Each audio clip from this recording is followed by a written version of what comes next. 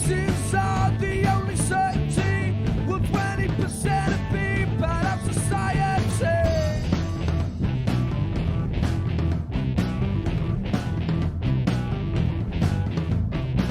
And I have made it on my own in this world. Will not to take care of time around a 2-year-old.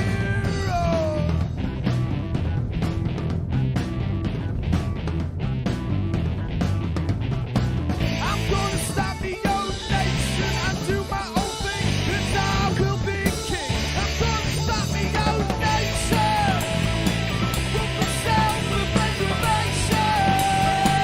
I'm gonna stop the old nation from the self-preservation.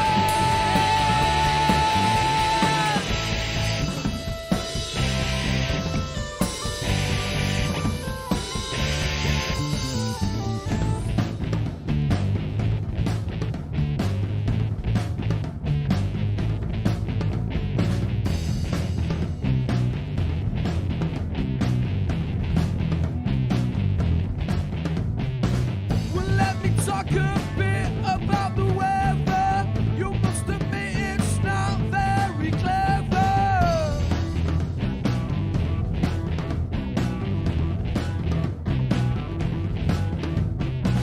Don't get me wrong, it's not an anti-British song. Well, there is nowhere I would rather be wrong.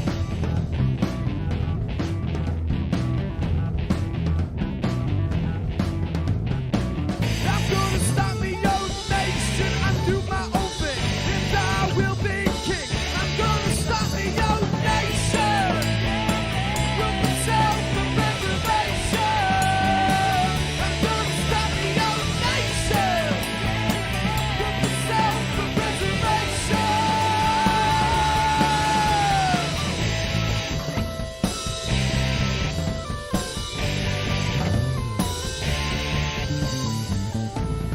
There are just a few things that I would like to say about the UK and how I think it has gone astray. Don't get me wrong, it ain't all bad. I love the crazy fads, like England always buggering up, but you know we're gonna win the World Cup. I'm gonna stop the old nation from the self-preservation. I'm gonna stop the old nation from the self-preservation.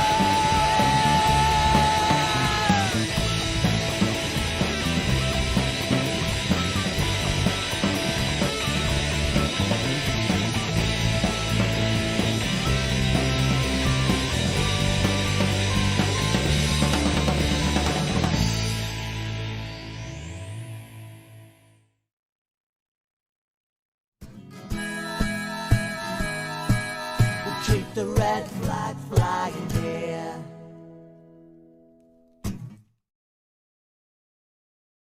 Welcome to the 35th edition of Political Unmuted. 35 is the number which signifies questioning your life's purpose, which, given how knackered I am today, just about sums me up. But, team, it signifies support and help of the angels and the ascended masters who are always by your side, waiting for your cry for help. Help! Lovely to see you, everybody. Oh, by the way, it's also the minimum age you can stand to be president of the United States. So that's sort of, maybe we'll just put our name forward. Great show for you tonight. You've no idea how good it is. Full of excitement. So I'm going to move straight to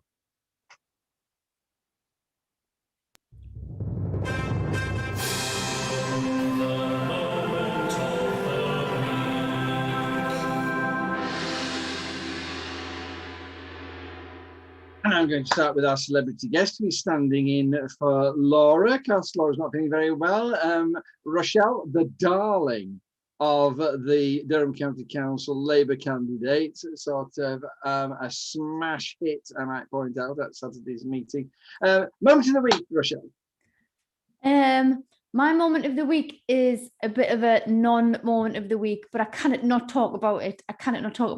It's now having to choose between the safety of me children and now facing a fine for not sending them back to school on March the 8th. Just another worry. Thanks, Johnson. Thanks, Boris. Just another worry. So yeah, I don't know. It's a moment because I can't stop thinking about it. From the minute I woke up this morning, can't stop thinking about what I'm going to do. What choice am I going to make? It's horrible. Sorry to put a downer on it. What are you going to do? I don't know. The first thing I'm going to do is I'm going to email Mason's school and find out if they're actually charging fines. I think that's the first thing that anybody would be interested in doing, is actually asking personally what secondary schools or primary schools we're individually going to do, because the guidance is so all over the shop. I would definitely ask individually on an individual basis and find out. Depends. And it's only 15 days to the holidays. I know. What's the point? What's the point? They're going to use the data. They're going to use that 2-week break, and they're going to use it and say, you know what, look, it wasn't that bad. Look at this 4 week, you know how you can like manipulate data to just say whatever you want. But look, if we look at the last 4 weeks, yeah, 2 of them were kids weren't in school. I can predict what it's going to say. Well, anyway, thank you for your unmoment of the week. And it's lovely to have you in the show. Thank you so much for coming on. Paul Daly, you are one of the nicest men, and I had no idea how you shift the work you do. Tell us your moment of the week. Mine it's an article in the Morning Star, which I've been really enjoying reading lately, because they actually report news without opinion, and it's really good. So like, news has become an opinion piece over the past few years, where it's just like, it shouldn't be called news, it should be called opinion. But it's about the scandal of Arcadia's collapse as taxpayers, as they say, I don't like that term, but forced to pay for workers' redundancy. So this is, Philip Green. He robbed all the pensions, didn't he? He robbed everyone's pension. And it looks like it's going to have to be the state that end up paying for the pensions. So I'm sure a kind person will drop that in the chat for us, because they always do. But it's an excellent article. It says, scandal of Arcadia's collapse as taxpayers forced to pay for workers' redundancy. Once again, socialism for the rich. It is indeed. Samantha Townsend, moment of the week. Well, I had the pleasure of sitting in a Zoom meeting earlier with local key workers who were telling us about how much a pay rise in the incoming budget would mean to them, and some of the stories of things they've had to go through during the pandemic. Unfortunately, that meeting was they were there to tell our MP their stories and to lobby her on their behalf, and she couldn't make the time to come and speak to them. So that was really disappointing. It's not like she had confirmed that she was going to be there, and then at the last minute couldn't find the time. So yeah, big sort of moment for me, feeling quite disappointed, because I thought, maybe this is like a crack of a light of, decency, caring for our hard-working key workers, but apparently not. I can't understand why the Tories don't seem to understand that giving poor people a little bit will be much better for the economy than giving rich people huge amounts. And sort of, I realise it's sort of quite counterintuitive in a way, but sort of, anyway, you don't seem to be able to catch that. Tory's gonna Tory. Tory's gonna Tory, yeah. Stuart's moment of the week for you. Yeah, mine's not actually happened yet, so I'm really just going to use the opportunity to plug something that's going to happen. The Morning Star are holding an online event, a webinar, shall we call it, on unemployment, called the Unemployment Fight Back. It's going to take place on Thursday. It's 7 p.m. They've asked me to speak as a member of Unite Community. Hopefully we can get some positives out of it. Don't you go floating off to the Morning Star and abandoning us because you found more important friends than us. Just very briefly, I'm going to go around you again and just ask for a off the cuff single remark response to Boris's announcement of the road from lockdown. What was your immediate reaction, Paul? My immediate reaction was they haven't learned a single lesson. They're doing the same thing again and again and expecting different results. And people are like celebrating it because they're desperate. And I can see this in the comments. People are kind of trying to trying to basically say the same thing. You know, people are hero worshipping Boris Johnson because he said we can go out on the 21st. I think it's much more likely we have another lockdown on the 21st, because every time they open schools in the way they do, it drives infections. You can see it. It's whenever the schools are open, the graph goes woo, and then they shut them, and then the graph goes down. And obviously, like, they're not shut; they're limited opening, so that must work to reduce the R rate, the infection rate. So I don't really know why they think it's okay to go back. Although I do believe that they are governing by YouGov chat.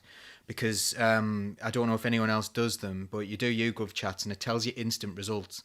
And I think everyone's sick of having their kids at home because everyone wanted their kids to go back to school. And it was also interesting seeing the comments from the Tories when they were saying white working class people are being the most badly affected by this. And I was thinking, really? What is it then about? Are they suggesting that white working class people are worse at looking after their children than any other working class people?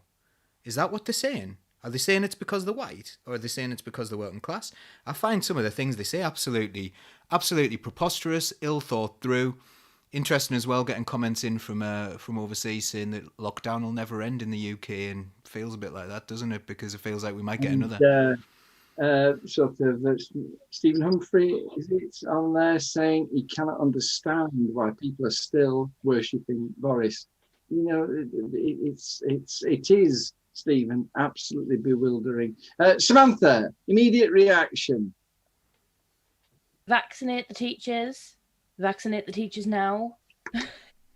That's it. Crazy. Absolutely evil. Not vaccinated. Yeah. We're vaccinating all kinds of people, but not teachers. Absolutely bonkers.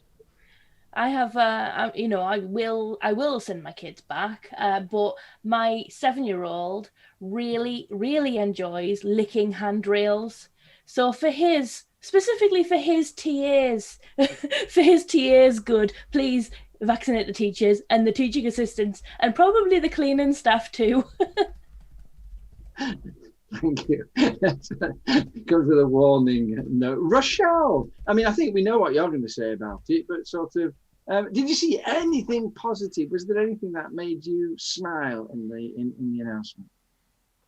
Well, you know what it is though? It's the thing of being told that you can do something, and it's like, I don't know, you know, like when you're younger and you wanted a bag of sweets, your mum would say no, and then all of a sudden they'd be like, yeah, you can have them, and then you'd eat too many that you were sick. Like that, it's just that over and over again. Like you really want to go out and play with your friends and you want to go and do this, but every time you do, you're just making things work because them, the Tories, the government, they're not actually, as Paul said, changing anything. They've not changed anything at all. I've got, like, my cousin lives in New Zealand, and like when her stuff comes up on my Facebook, she's out with her mates, like having picnics in the park and doing whatever, and we're still stuck here.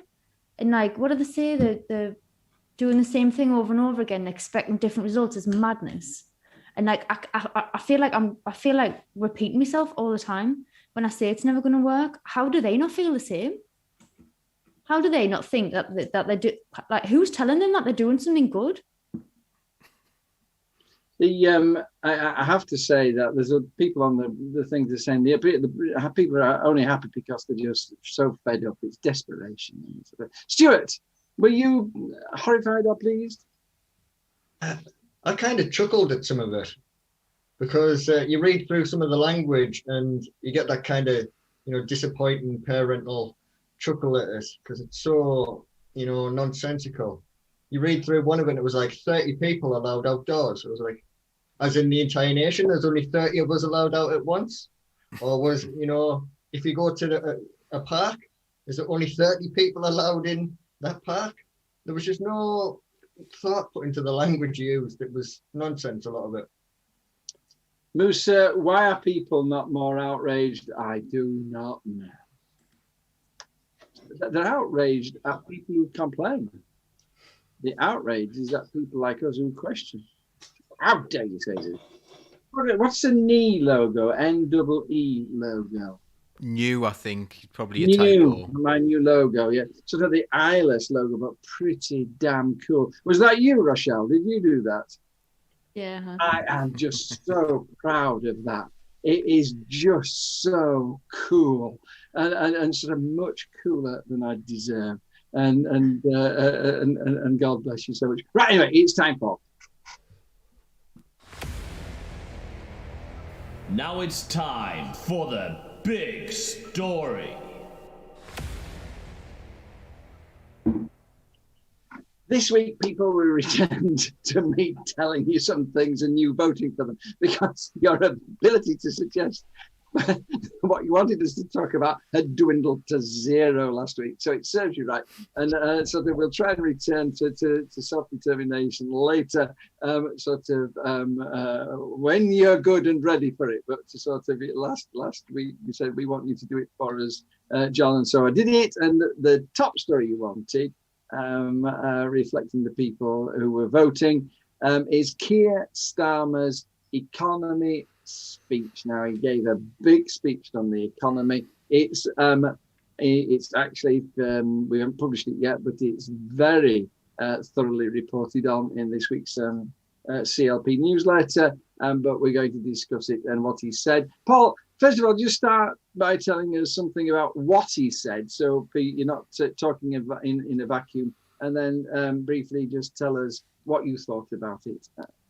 So, one of the positive things that he said was that we can't go back to normal, which was pretty good, because we've been saying this all along. Like, normal wasn't particularly great before, was it? Like people queuing up at food banks when they're in work and that kind of thing. It's been normal isn't what we want to go back to. And this isn't a thing around education as well at the moment. People are desperate to get them back to work, and they're saying they're missing out on this. Actually, you're getting like university lecturers saying that we are sending from school people who are incapable of writing an essay because they are so it's just learning really mundane facts and things like that. And, they're saying the quality of students that are coming out now, not because they're worse people, but because they are just not being equipped properly by the education given them because of the new Tory agenda here. But Keir Starmer's speech said that, so that's positive. I thought that was good. I thought the rest of it was pretty vague. He talked about a bond and stuff. He talked about like going back to 1945 and recapturing that spirit. And the Blitz was very, very different. People got on with their lives in the rubble.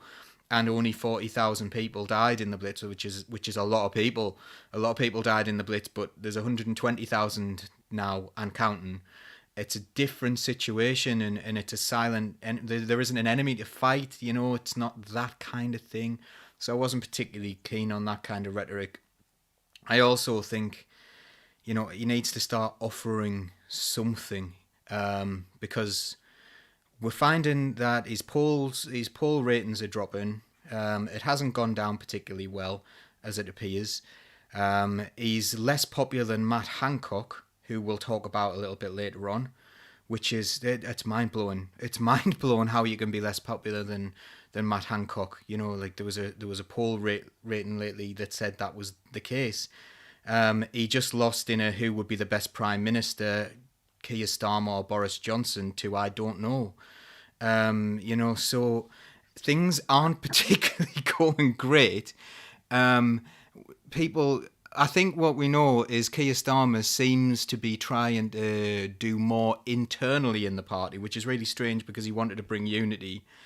It appears that it might be unity through exclusion rather than unity through bringing people together.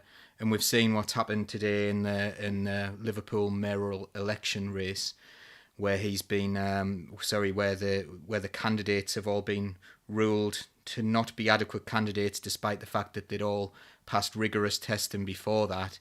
And there's talk of maybe that's perhaps related to even to racism. And we're in it again, aren't we? The Labour Party fighting amongst itself, and it seems to be being stoked by the leader of the Labour Party. So we talked about his speech. He didn't really say that much, and his actions are saying more within the Labour Party at the moment. I'm quite worried. That thing about Liverpool is just absolutely astounding, because the three candidates are the deputy leader, the deputy mayor, a former deputy mayor, and the Lord Mayor, and they're all women, and exactly, and multi-ethnic as well, and how we possibly could not say this is exactly the kind of candidate we're wanting to come forward. Astonishing.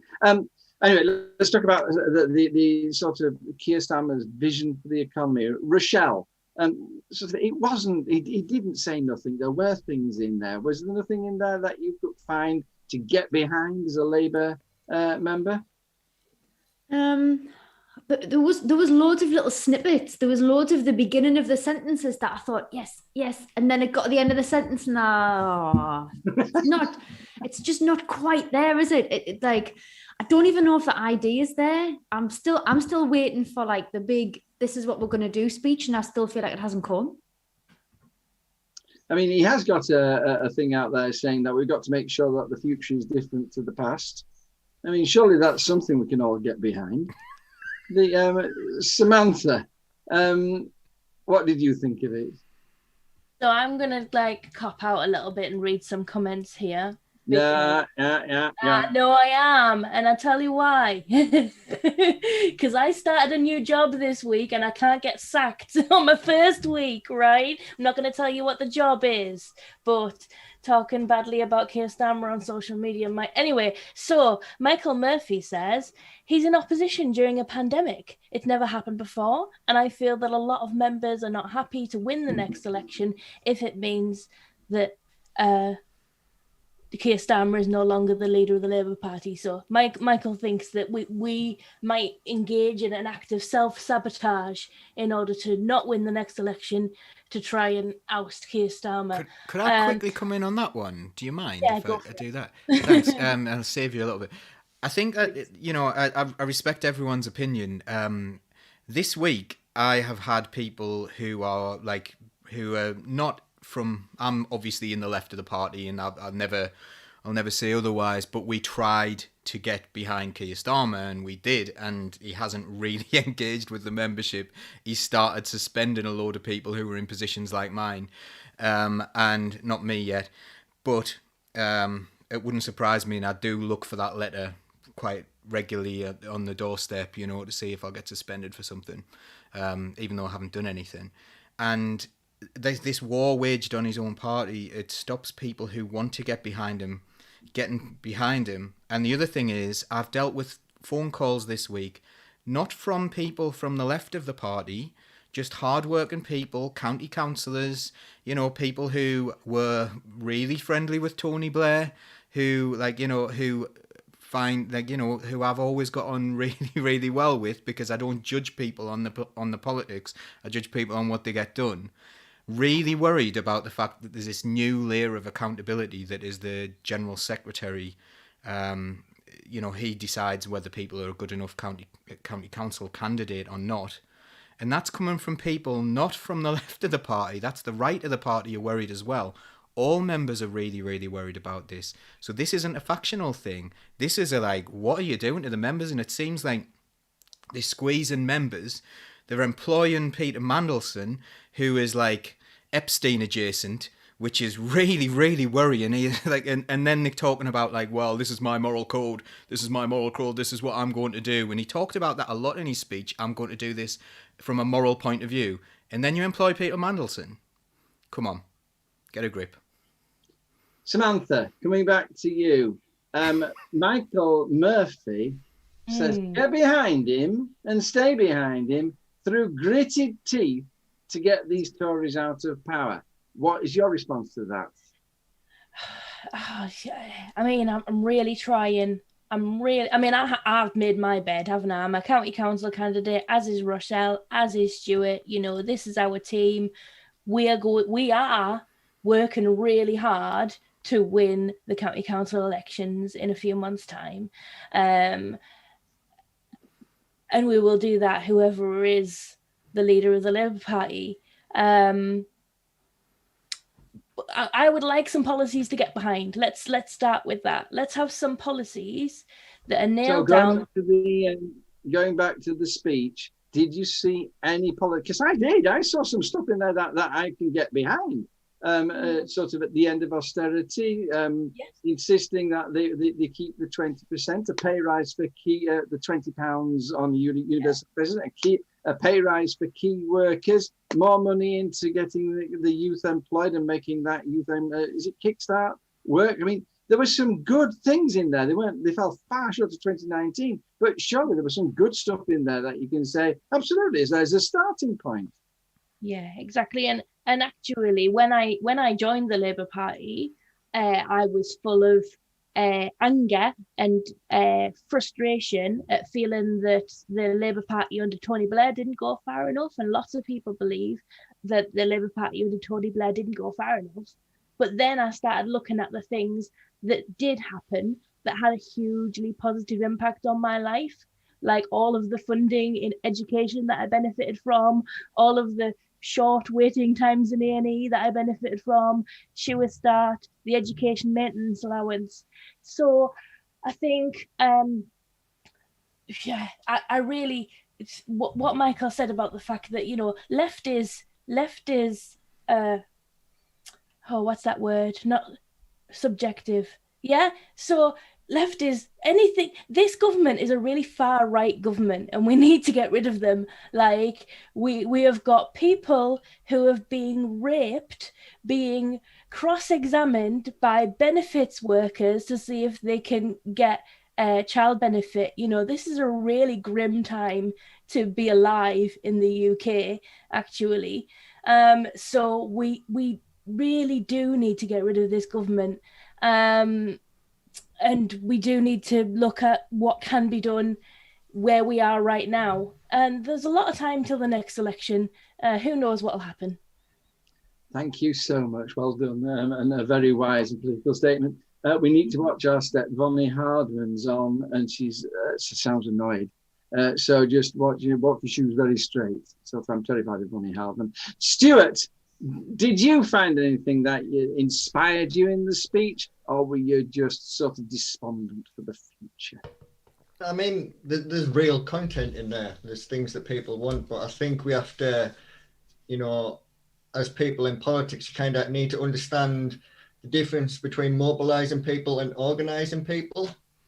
And a lot of what was said definitely will mobilize people who will already vote Labour into voting Labour. I want to understand who else it's reached, who's it's swung back towards us, and I'm not sure that it's really had that big grasp at those people who had maybe moved away from voting Labour to bring them back.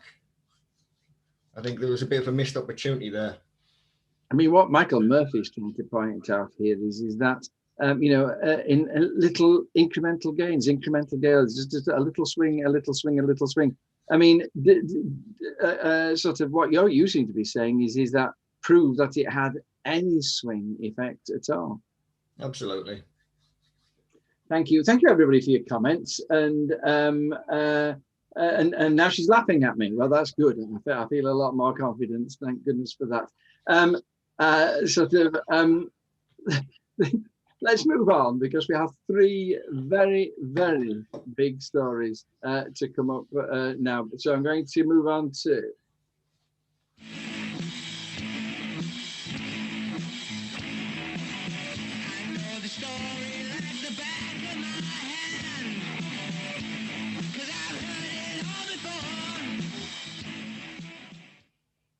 I got my head in my hands, people.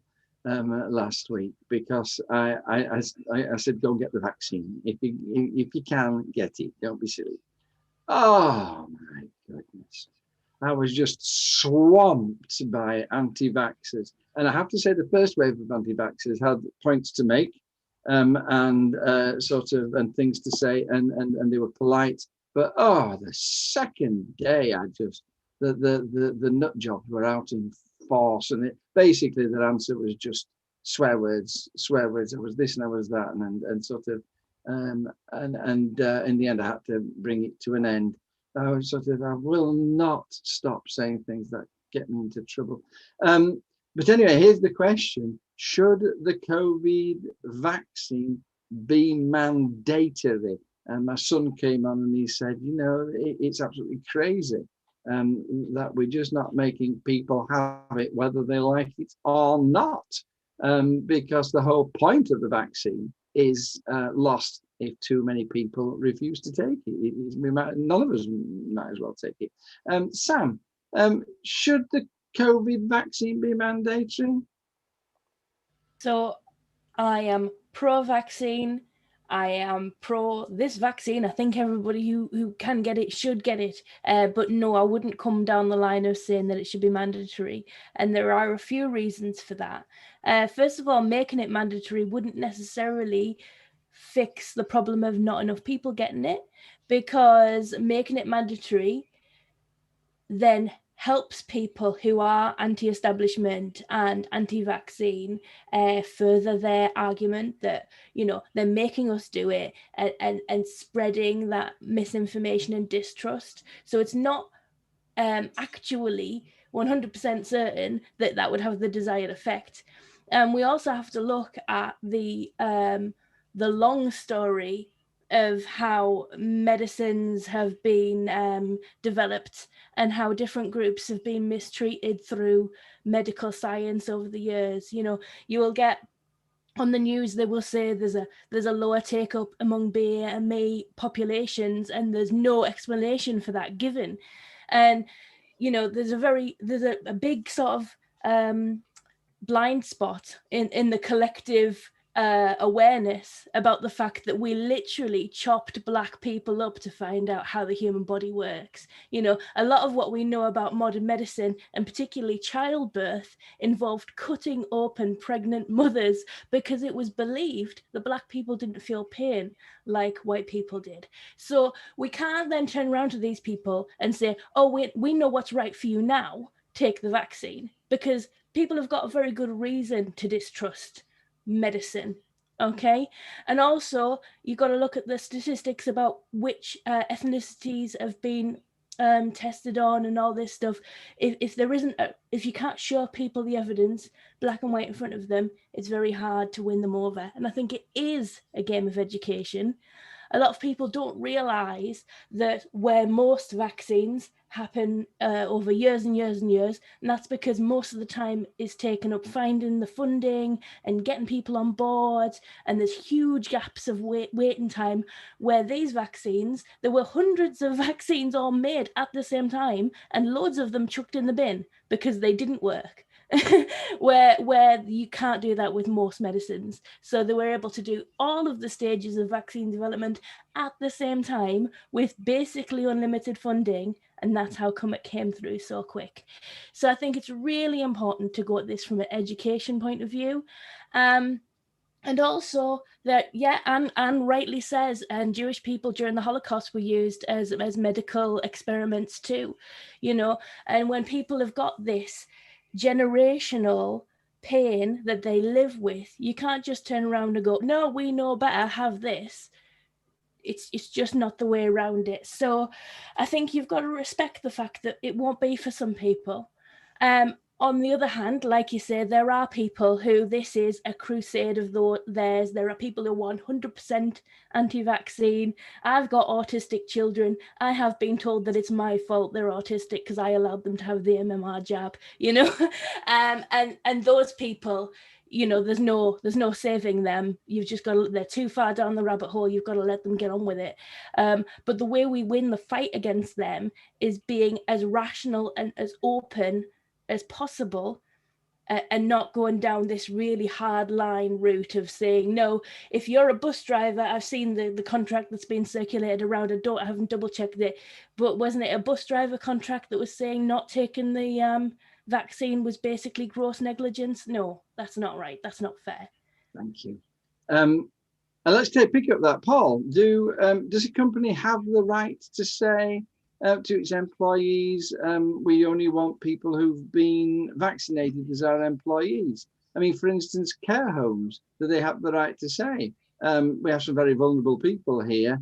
And let's face it, even if you've had the vaccination, so the first vaccination, you're only 65% covered, and you're only 90% covered if you've got both. You can still get it. Sort of, has a care home not the right to say, by all means, don't get it, but we're not going to have you working for us. We want people who are vaccinated themselves and probably haven't got it themselves, working with our care people. I'm not into the idea of anyone forcing anyone to do anything. Like, forcing people to do things is not the right way. I think what you have to do is educate people. And if you can't win the argument, if you can't convince people that it's safe, they certainly shouldn't be losing their jobs over it. I know some people who are concerned about this jab, who are perfectly rational people, and they've been convinced that they should do it because they said, right, okay, you've got a responsibility to your fellow human beings, if you get this. But they don't know exactly how effective it's going to be at reducing transmission. But there's still the idea that, this is kind of a for the public good. You've done this. The science, nothing's ever 100% certain, but hopefully they've done their job really, really well, these scientists who've come up with a vaccination. I've personally had it because I work in a special school, and Durham County Council did do that for people in special schools, which was really appreciated as far as I was concerned. So I have had it, and when I went in, I didn't think to myself, this is a brilliant, joyous event. Some people do when they get the vaccination. They think, this is great, this is going to give me freedom. I just thought it's something I morally had to do. And I know there's some other people who I work with who weren't 100% sure, but then went in with that one. I know someone else who's in my work that has said that they don't want to take the vaccine. All those opinions are valid opinions. I think what you need to do is convince people with science, with rationality, by talking to people with respect. Because I don't think we necessarily do that enough, that respect people's opinions, because, I don't know, I always do this with everything I'm doing. If someone disagrees with me, you don't just tell someone that they're wrong.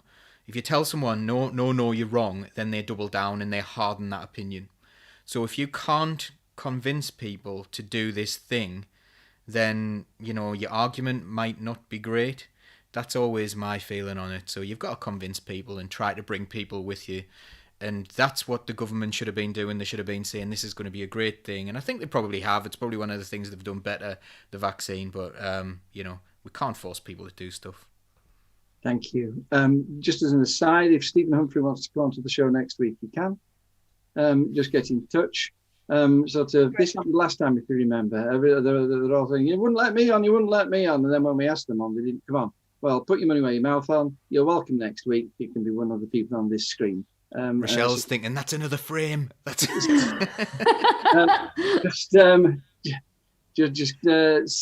can message me or Paul or Samantha, who you all seem to love to pieces.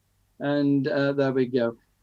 Stuart, we're just a couple of minutes. I'm going to move on from this topic. Do you agree with Paul and Sam that the vaccine is important, but we can't make people take it? I'm totally undecided how I feel about this. I spent a long time shielding because of the very real risk of COVID post the May. And I also know people who are very opposed to getting the vaccine.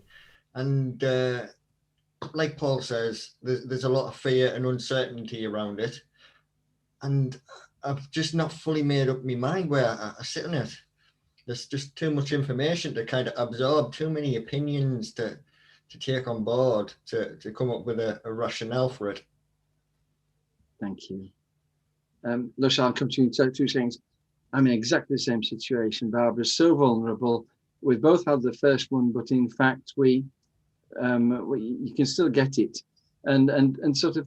So the hope is that I can go out and I can mix into society where I'm fairly sure that the people I'm mixing with won't have it. But when I don't have that, when that assurance, well, then everybody I meet is still a danger. What's the point? The people are still the enemy, because I can still take the stuff back home and kill my wife with it.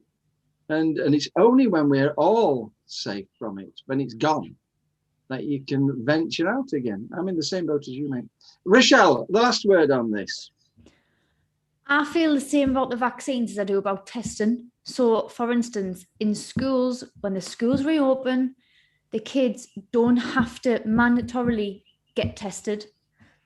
But are those kids going to mix with a class that's been tested?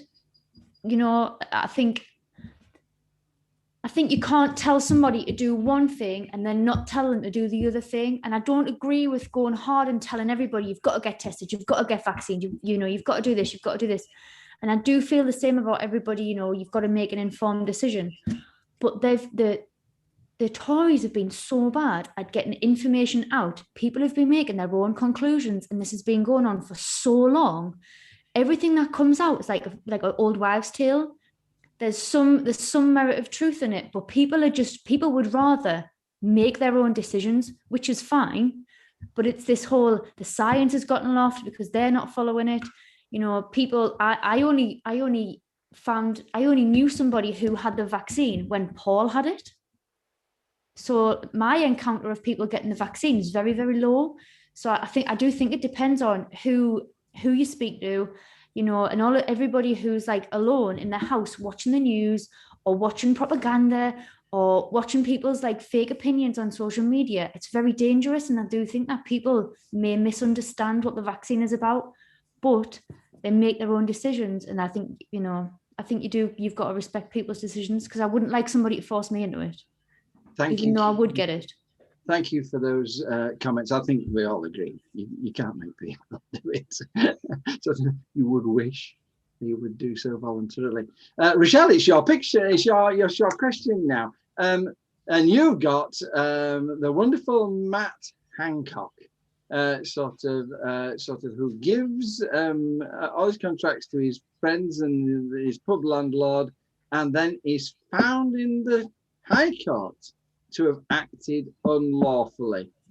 And the Labour Party says, no, he shouldn't resign. Give us your take on this, Richard. So I've tried to come at this from a DT perspective, right? So like trained as an art teacher, trained as a DT teacher, and I was looking at this from like a design, technology, business type of view, right? And I was reading about this whole landlord thing. So basically, the landlord used to make packaging, so used to make like plastic packaging with injection molding. And then what my Hancock did was he went to him and said, you've got this business. Do you think you could make PPE? And without any sort of testing or like product in, development strains or anything like that, he just went, yep, there you go. There's like 36 million or whatever it was, and just gave him the money without any products being made, without developments, without anything. And it wasn't just that one contract. They did it time and time again. And they had this thing for like VIP lane. So all of the contracts that he was giving out to his mates, the average, was 36 million each on average. Just people that he's giving them out to. I know I've said this before, but at my school, right, we made 3,000 pieces of PPE for free, for nothing, using like donated materials, but we like recycled materials. Can you imagine what they did if they gave us 36 million? Can you imagine what we would have done with it? And it's crazy. It's absolutely crazy. And then the fact that he won't apologize for it, and he thinks that he's done nothing wrong. It's absolutely crazy. Sam, it had to be done quickly. Don't you just turn to people that you know and trust at times like that and just say, get on with it. This needs to be done now, now, now. Is there no, I mean, that's his argument. It was in such crisis we needed to act. Absolutely not. I mean, this is why, if that's the argument, that's why you need to look after British business when times are kind of okay, so that you've got a good base to draw from and you've got a good relationships already on the ground. I speak as someone who has run businesses and has struggled to get funding and struggled to pay the rent and struggle, and everything has been a struggle. And if you've got money, everything is so much easier. If somebody gave me £30 million, I could set up a PPE company and a ferry company and every other dodgy contract this government seems to want to give out. Money makes money, and it just doesn't seem to. What annoys me is the narrative of this government is if you work hard, you'll be rewarded. And that's clearly not the case. But because there's people, everyone on this call and in the audience will know people who work really, really, really hard for nout. So it does make me angry that we've got friends, nice Oxbridgey, Londony friends sharing money out like it's nothing. But if you on Aycliffe Town Council bought a lawnmower without going through 16 stages of scrutiny first, you'd be crucified. I just think people can't really understand the magnitude of the amount of money we're talking about. I think that's key. That's Paul's point, isn't it? That the figures involved are just so huge. 22 billion on track and trace. How much is that? Well, it only cost $2.5 billion to get Perseverance to Mars. 22 billion. And people just can't get their head around it and say, oh, for goodness sake, shut up and stop whinging on, as though they pinched a few sort of crayons from school. Stuart, I mean, I think we're all on the same page here. Should we have called for him to resign? Should we have demanded that he resign? I think there's definitely a moral position where he should have resigned himself or he got the sack. But from a tactical standpoint, I think it's actually useful to keep him under the lens of scrutiny for a little while longer, because we can poke at him for a while and keep this in the papers for a while and really dig into what's gone on in the light of public knowledge while he's there. Because otherwise, if he resigns or is sacked quite quickly, they just get somebody else in, and every time it's brought up, it's going, well, that was the last guy. I'm here to do this. And, I think it can be useful for us. There's definitely the balance between, the moral and right thing to do on their side and what we can, get from it, what we can use from their, how should I say it, their chumminess and okayness with corruption. Sorry, you just finished, but I didn't expect you to. I was reading these comments on there. There's my lack of professionalism. So to Paul, the issue is, of course, what they're saying is he can't resign because, for goodness sake, it's the middle of the pandemic. He's the person. He's got to be allowed to stay to see it through. I mean, does that argue cut any words with you? Nope. No. So the people who actually do the work of government are the civil servants, and that's always the case. And I think that's one of the things that people like Matt Hancock isn't going out and actually doing anything. He's just driving the ideology and making decisions, and then they do the work. So if someone who is that corrupt, basically, right, if he has to resign, then everyone does. That's why they haven't forced them to resign, because they know that they're all in this. They've all got a finger in the pie. They all have given things to the mates. You've got like Dido Harden's Test Track and Trace, which should never, ever, ever have been given to her. Her husband is the Tories' anti-corruption champion, and you just think, well, come on, like the person who's corrupt is being investigated by her own husband. Nothing to see here. It's fine. We're all totally fine.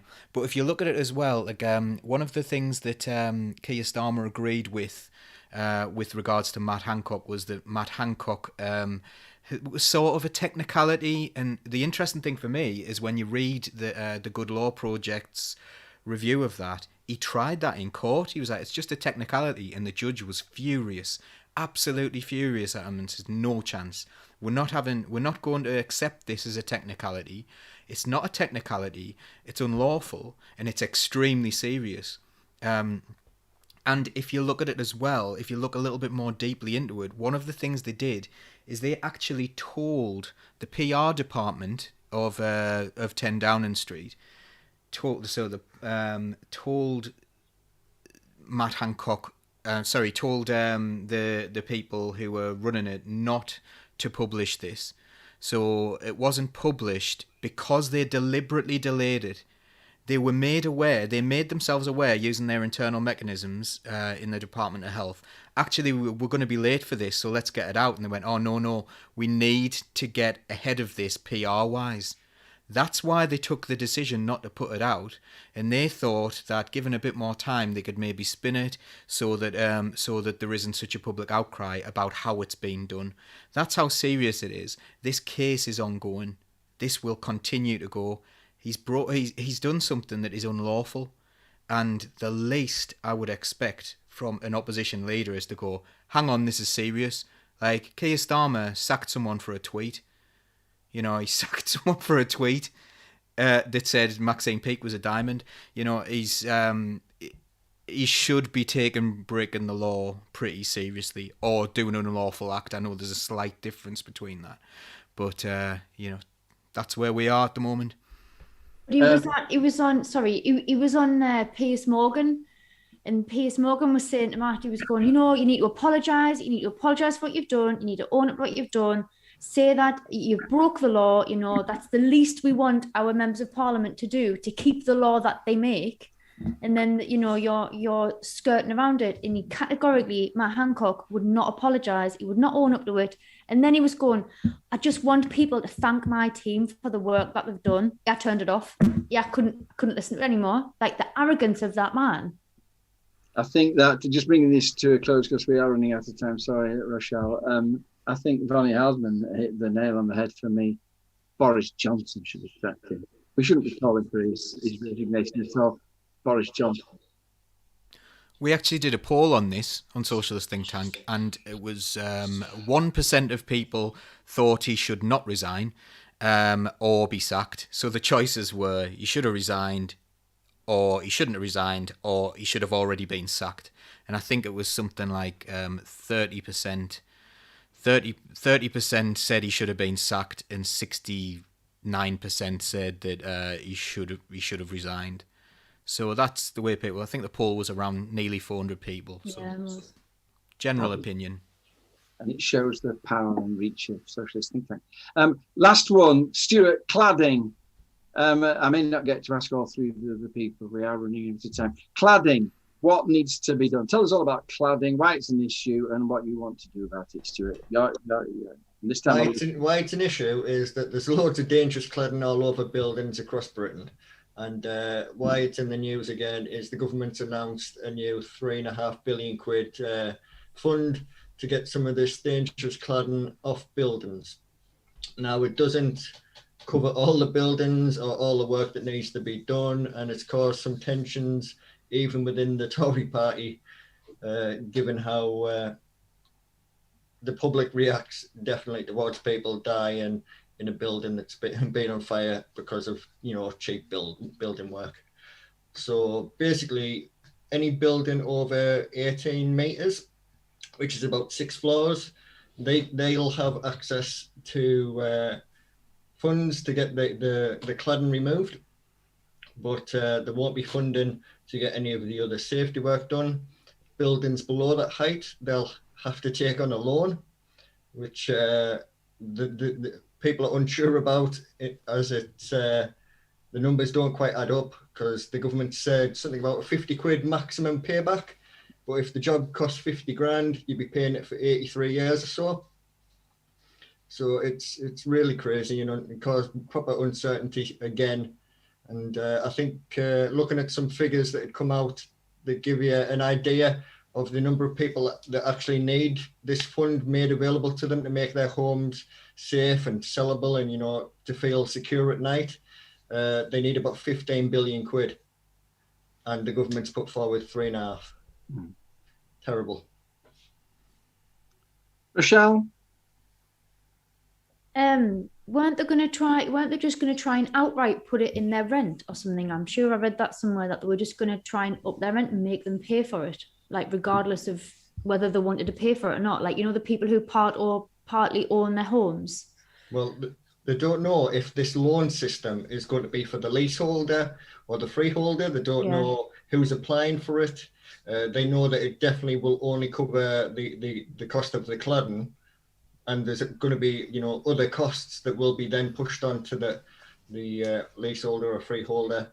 So it's really just, it's nothing in compared to what really needs to be done to make these people safe. And it's three and a bit years since Grenfell, isn't it? You'd think that such a, you know, massive disaster would have caused people to take action and like do it properly, and this is just a, you know, appalling offer to these people. And what's it doing to their lives? How must it be destroying their lives?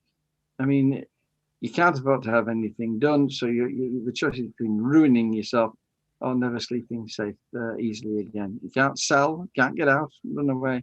Awful. Very briefly, Paul, and then Sam. Paul, have you any thoughts? I just feel like there are people who must be absolutely terrified all over the country at the moment. Absolutely terrified. They'll be in accommodation that they can't sell, or like, you know, some of them do own these properties. They can't move out. No one wants to move into these, death traps.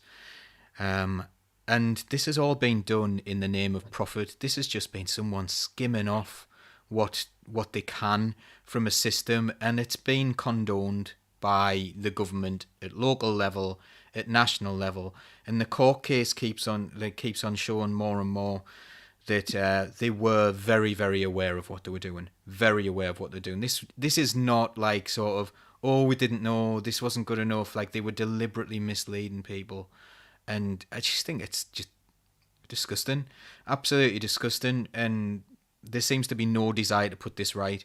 If there was a desire to put this right, those people would have been housed. And years later, the people of Grenfell were still not being housed, you know. And you just think, you know, what in the world was going on there? If you're as a government, your primary concern needs to be the safety of your people. And whether that's militarily, a lot of people talk about it just in military terms, but surely like decent housing standards and the right to food and things like that should come a lot higher up in the priorities than they appear to. Thank you, Paul. I mean, what you say about it, people say you should be proud of your country, you should be proud of your country. But the way we've acted on Grenfell is surely just a thing for national shame. How can we look at anybody in the eye with the way we've treated those people? Sam, you've got literally 60 seconds, man. Just to say that it's like just the tip of the iceberg, isn't it? You know, housing developers and companies are really allowed to do whatever they want. We've got a totally not as important as the Grenfell thing. We've got a new build development in Shildon called Midridge Vale. Go and drive around it. The paths are literally falling apart, and Persimmon do not seem to give a flying fig. You know, that these people have been messed around so much. The whole estate's been a building site for 7 years. You know, I've got people whose houses got flooded because they didn't put the heating systems together properly. I've got people who had to fight for years to make sure that they were being billed for their electricity and not the neighbours' electricity because they put the wrong meters in the wrong houses. It's just an absolute disgrace what private housing companies can get away with, and they will get away with every corner cut they can. And the government would like to have us believe that the biggest problem is red tape and we need to slash it and slash it. We need more. We need more regulations to make sure things like Grenfell can't happen again. We need financial accountability. Yeah. The company that dealt it sort of ought to have to pay for it in every one of those cases, and they need a mechanism to make them. Right, and the last question, everybody, is the most exciting one of the evening, and you've got a very short time only, and it's what was your best lockdown buy? As we look to the end of lockdown, what was your, and you can answer this on the thread, people. What was your best? What has been your best lockdown buy? I think actually mine has to be sort of Rocky there. I can't have everything in the picture. How do I do it? Second appearance in 2 weeks. 2 weeks. Rocky, living sort of. Okay, Rocky's my favourite. Stuart, what was yours? A 20-ounce steak. 20-ounce what? Steak. Oh yes, a little bit of self-pampering. Sort of. Sam. You're muted. Oh no! I've got these headphones which transmit sound through my jawbone, so that when I'm running, I can hear the cars and the murderers.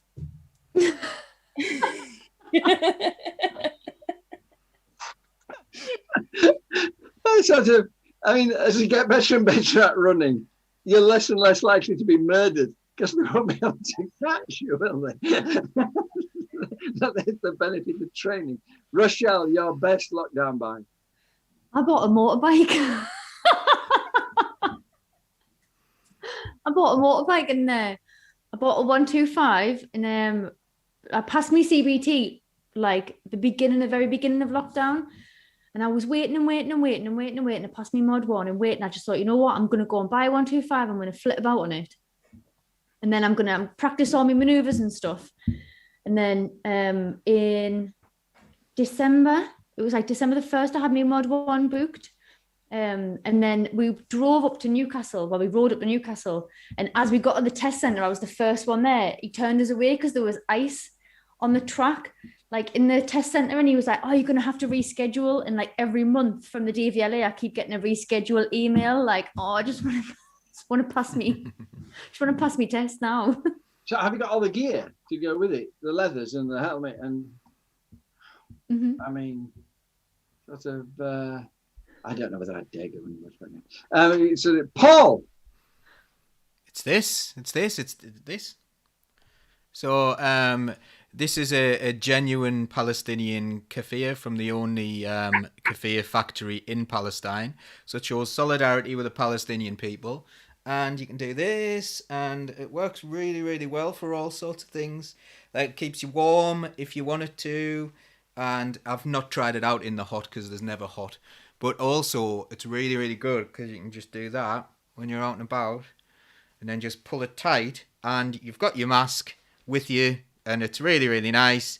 And also, people sometimes say slightly racist things to you, which is, gives me a different perspective around that, because people sometimes some people don't like to say it, but I think this is awesome. So this is my best lockdown buy.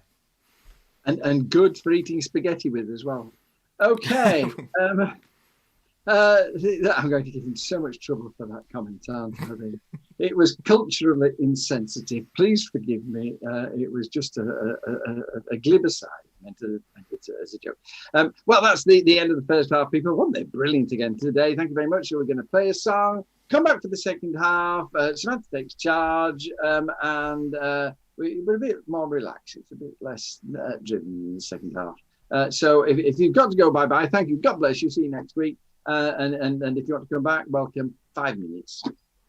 Go and get another drink of water. Bye-bye. My name is Jack Atkinson. I'm not afraid And I live and die by this vow that I've made. The only good fascist's a dead one, they say. And around here we are. When I first left all them months ago, I told him I'd come not to kill but to cure. Well, for an ambulance driver my shot's pretty sure. And around here we are. There'll be no pass around, no pass around, no pass around today. The fascists have come for our freedom, and we ain't gonna give it away. There'll be no pass around here today.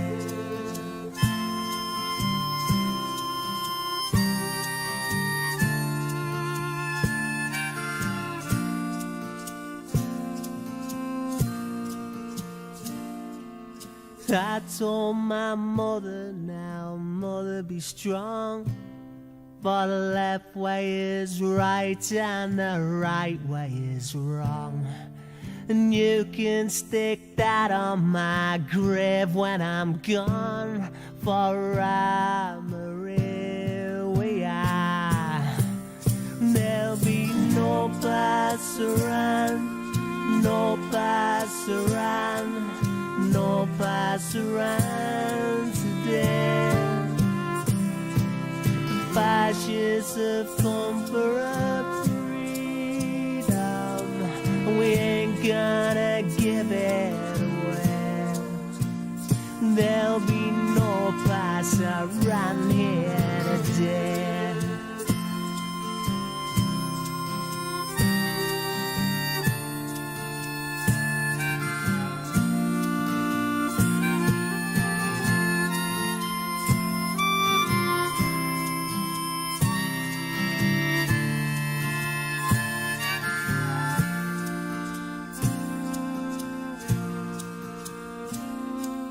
Cast may be cast, and the cast may be cast, but you armies of darkness, you best do your worst. 'Cause to win, yeah, well, you gotta get past us first. And around here we are. There'll be no pass around, no pass around, no pass around today. The fascists have come for our freedom, and we ain't gonna give it away. There'll be no pass around here, no pass around, no pass around, no pass around today. No pass around, no pass around, no pass around today. No pass around, no pass around, no pass around today. The fascists have come for our freedom, we ain't gonna give it away. There'll be no pass around here today.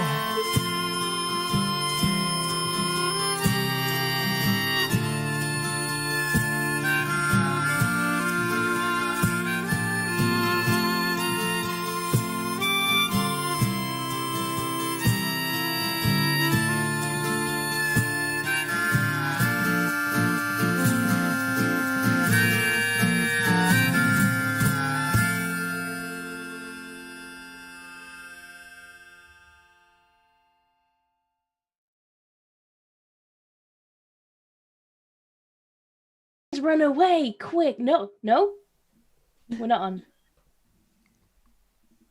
And we're back. Oh no, he's come back. I thought I John. heard you. I thought he finally released his grip on me. So it looks like Stephen doesn't want to come after all. Oh. There's two things here, Sam. I'm going to interrupt. The first one is that Stephen is very, very welcome if he wants to come on. Sort of what very often happens is that sort of people are very dismissive of myself and the team, and how sort of the opposed the left-wing bias of it, and isn't it all very evil? And then when you say to them, "Will you come on?" they don't come on. And the reason for that is because actually we discuss such a huge wide range, and their specialisms aren't in the width of things. And they say, "Well, I don't know anything about cladding, and I couldn't talk about." And sort of what happens is that, Stephen, where if you come on, people say what they want to talk about, and then I direct you to places where you can find out these stuff, and then you can go and you can develop your views, and you come on. And the point is that when you're in the team, you're a servant of the listeners. And our job is not to sort of push our views on you and sort of preach at you. Our job is just to find out about stuff and tell you what we think about it, and then you're able to form your opinions, which sometimes are absolutely directly incontrovertible against ours. And so you're welcome to come on, join the team, and we'll help you through. It's a supportive team anytime you want. Don't if you don't want. I'm not going to pressurize you. And the other thing, Sam, if I can just briefly say this and take up the first couple of minutes. So people were talking about hustings and say, would you come on to hustings, and would you come and on the debate?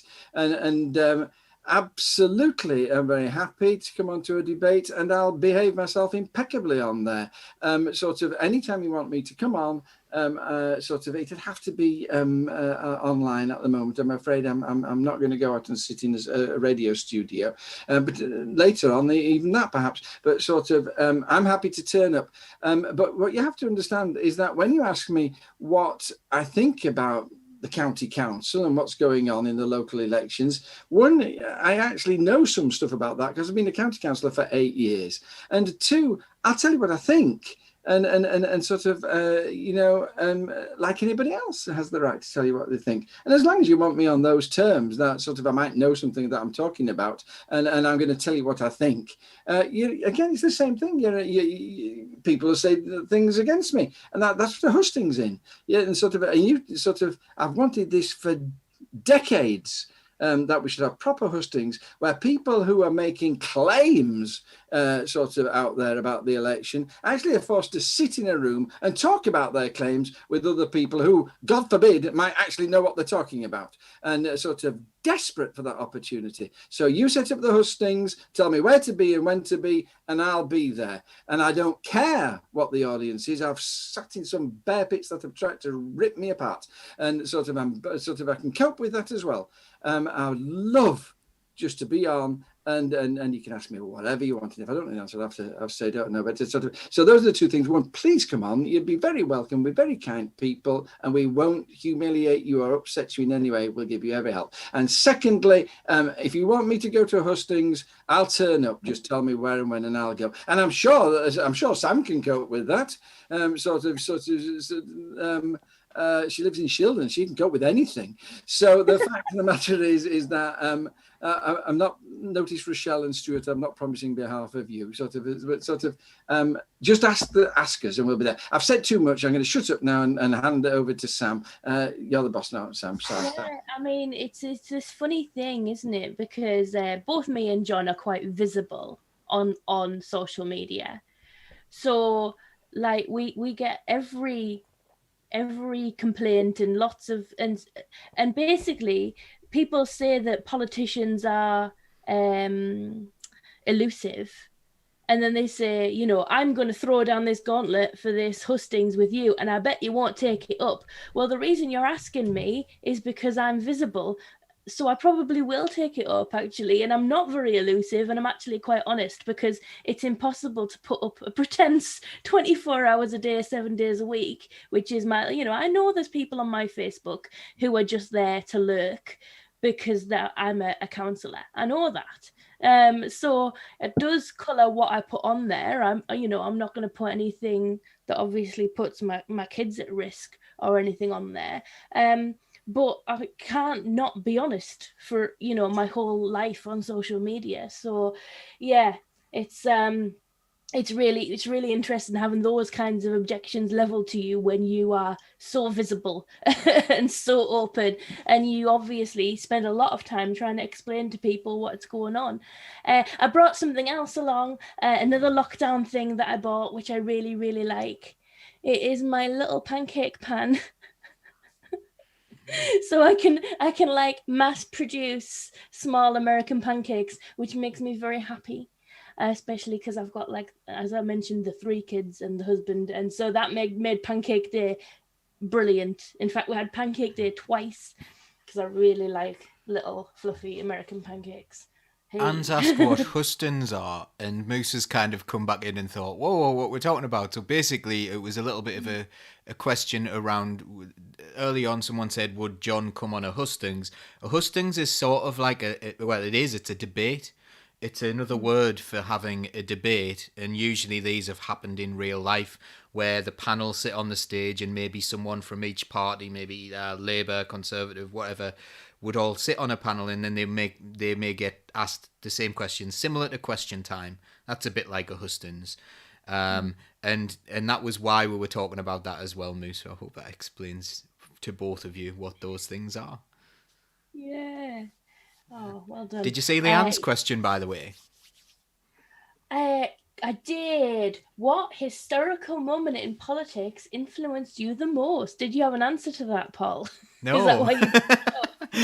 No, my answer to that would probably change all the time, because like there's personal political things, and my political. I always had strong beliefs, but I think I was a bit bored by politics in the noughties.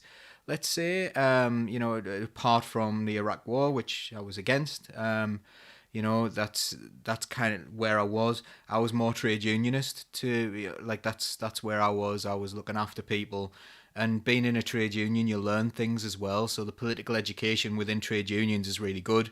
So I went to TUC Congress in 2011, to represent NASUWT, and it was pretty good, and I learned a lot about the history of the Labour Party and how it was formed, and then I got involved in all sorts of different things, and and then I'd do that at national conference as well for NASUWT. So that's where my political journey went, and the more I read, the more I'm interested in different things, and different things inspire me from different times. So that's a question that always changes, but it's a really good question. Great. Stuart, do you have an answer to that one? Is there a historical moment in politics that switched you on? Yeah, I voted Lib Dem. Oh. That turned out well. So, I educated myself a little better. And this is where I've ended up. I have another shocking revelation. So did I. In fact, I was in the Lib Dem Society at university. But I never joined the party. I obviously never really got I just wanted to go to the Yellow Submarine nights. But but that was a real betrayal, wasn't it? The thing about the tuition fees, because I was at university, so I voted Lib Dem because I wanted there to be no tuition fees, and that was a great policy, and it was a great policy. But and they tripled them. Yay! Anne's asked if I'm old enough to remember the Iraq War. Both of them, yeah. I remember them both. Desert Storm and all that. I remember that, watching that as a child, as if it was some sort of really real life movie. The way they tried to portray it, very much in that. That. Have you ever seen that episode of, I think it's The Day to Day, where they provoke a war between two countries, and then they're like, right, it's war. Have you ever seen that? Look it up. Yeah, if you haven't seen it, look it up. The Day to Day war, and it's just like they create this situation where there's a war, and then they just it very much felt like that, where they were trying to really make it seem really exciting to be at war and killing people and stuff. And you're like, that's not what war is. It's an awful thing. It's a terrible thing for people. Every now and then, it's a necessary thing, but increasingly rarely. Yeah. Tim says one of his historical points was Rock Against Racism and meeting Steel Pulse. I imagine Steel Pulse is a musical band. I know these things. Tim knows me. He knows that I'm. What's Rochelle's? What's Rochelle's? I've got two. I've got a very, very early memory of like milk thief crack. Like when I was a kid, I remember growing up and I remember hearing loads about the milk thief, and you know, and what that did and all that kind of stuff. And then the other thing is, I think I was about 16, 17. And Graham Morris had a dinner on, like, you know, like one of the dinners where you pay your ticket and you go on, it's a fundraiser. And I remember my mum saying like, come on, Rochelle, come on, I bought you a ticket, we're going to go to this thing. And I was like, oh, right, Mum. And I remember going, and Dennis Skinner was the guest speaker. And I remember sitting in a room of maybe like 40 people and listening, and I was going like, Mum, this is amazing. Like, where are we? And I don't think I realized what I was like witnessing or who I was talking to until maybe like years later. Does that make sense? And then it wasn't until years later that I was like, oh my God, like that, like it was that bit that I thought I need to start looking into this. Yeah. John, do you have a historical moment that switched you on to politics? Yes, I do. The I Have a Dream speech and the Million Man March changed my life. And I'll tell you something else as well about that. I looked at that man and I thought, I will never achieve what that man has achieved. Never have the opportunity to be like that man. But then at that point, I thought, maybe if I just do a million little goods, a million little good things, they might add up over a lifetime to the huge achievement of that man. Maybe I can sort of just make it up in lots and lots of little good deeds. And so I did. That's what I've been doing ever since. Just sort of trying to do little good deeds for people ever since. At school, you get a tremendous number of opportunities to do little good deeds, just all day, every day. And then when I left and went into politics, same things for my residents, just trying to rack up the score so that maybe I might, when we stand in heaven, I might not be too minuscule stood next to Tim has kindly put a link to Steel Pulse's music in the comments if anybody wants to check it out. I promise I will check it out, Tim. I promise I will. Vonnie says, watching the cooling towers of Concert Steelworks being demolished in the early 80s with the rest of my infant school class, while our teacher told us that Maggie Thatcher did this. That's quite controversial, isn't it? But yeah, and Section 28. Vonnie says, if you listen to Vonnie's Origins show, which is on the podcast and on the YouTube, she talks about how Section 28 really affected her life and her life choices. So it's really worth listening to. And now this is going to be another controversial one. But they can't kick me off the Labour group yet because I'm not there yet. The thing that really switched me on to knowing that I had to get involved with politics was the County Durham Teaching Assistants Industrial Action a few years back. I think I had possibly joined the Labour Party, but I hadn't gone to any meetings yet. Because this geography teacher was going to be the new leader, and that was really strange and fun and exciting. So let's get on board with that so I could vote for him. I wasn't able to vote for him in the end. They barred me from doing that. But yes, and then sort of at the same time, this situation was happening with the teaching assistants in County Durham, where they were having their contracts changed and it was all very difficult. And at the same time, my autistic child, who I did not know was autistic at the time, was just starting school. And we were having a really horrendous time. I was being gaslit by the school to try and make me believe that he was being neglected by me, and that's why he was unable to communicate. And it was all part of an off-rolling exercise. They didn't want him at the school because of how he would affect their Ofsted, and in the end it worked because I couldn't cope with the bullying from that school anymore. And I went to my counsellors and I asked them what was going on, and they wouldn't engage with me. And I got told by them that one of them, who, you know, is not standing for election next time, that they did not have to tell me why they voted for what they voted for. They do what they were told, and they were told to vote this way. And that's the point where I thought, this is not acceptable. I'm going to take your job. Like, because there were clearly not enough people who are directly affected by this decision making this decision and asking the right questions. And that's the way I thought, and that's the way I felt, and that's the way it's working out. So that's Rochelle, where we're going with it. I know that you're not going to go like gain a position in order to be told what to do, are you? No, and no, thankfully, not really that time. Thankfully, I now know that is not the case. You know, people like John don't vote the way that they're told to vote. That's not how it actually works.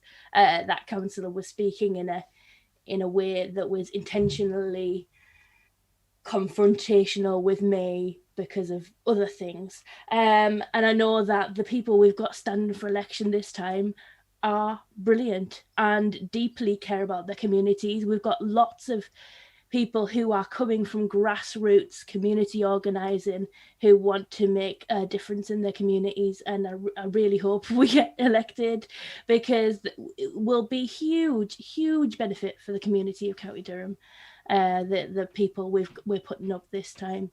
But we have to be honest about when things haven't gone right, and you know, that was not good. It was not a good time. Cracking comment from Anthony there. Question. The last one. As a socialist, do you find that your emotions carry away, such as the anger you feel with the current injustice and corruption in neoliberal Tory governments over the last 40 years, and your excitement on certain points of the revival of grassroots movement? Paul? Do you want me to go first? Yeah, definitely. I get very. I think I sort of feel things deeply, and I feel that I've got a responsibility to change things, which is a really weird thing to have in your head. I often think it's my responsibility to fix things if people are having a bad time. So yeah, I totally relate to what you've said there, and I find it extremely frustrating that, like, you know, just a little bit of knowledge about what's going on would change people's lives so much, because they wouldn't vote the way they did, because, you know, and also, and it's like the whole socialism argument where people are talking about, you know, oh, socialism, well, that's what happened in communist Russia. No, it isn't. That's not the type of socialism we're talking about. We're talking about, like, well, for certainly me anyway, I'm a bottom-up socialist. I believe you need to organise in your community, and you need to devolve power around, and you need to give your power away. If you attain power, if you want power for power's sake, then that's the wrong reason. You want power to help people. You want power to give that power to other people, to empower others. That is socialism to me, and that's what you're supposed to be doing. That's where we should be as a group of people. There's other people who think that you can go from on high and then say, once I get in that position, then I will be this benevolent ruler where I will be really good and I will dish you things out. But what if people don't want those things? You know, you've kind of got to ask them.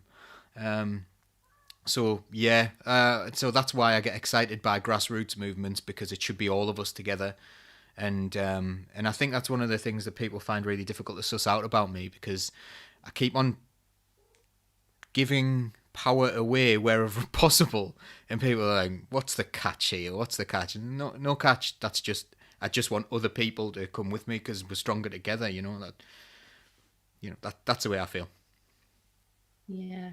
Vonnie says it's okay to feel angry or emotional as long as you channel those emotions in a productive and positive way.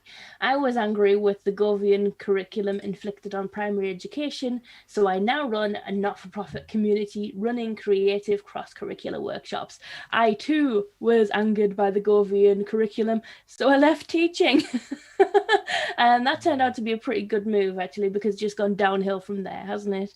Stuart, what do you think? Emotions, a blessing or a curse? Do I have any? Do they come across? Yeah, I try not to show a great deal of emotion most of the time. You know, the injustices and the inequality are pretty harsh right now for a lot of people. And were you to sufficiently express what was going on in the world, I don't think you get out of bed. So you've got to, you know, just do what you can. You know, try and connect with people when you get chance. You know. Yeah. Deep, deep, profound Stuart Sutherland, as always. Rochelle. I think that, well, I know that I agree with Paul in the sense that you've got to be able to empower people, not just give them power, but make them understand why they should have the power. And I think that that's a massive thing for me.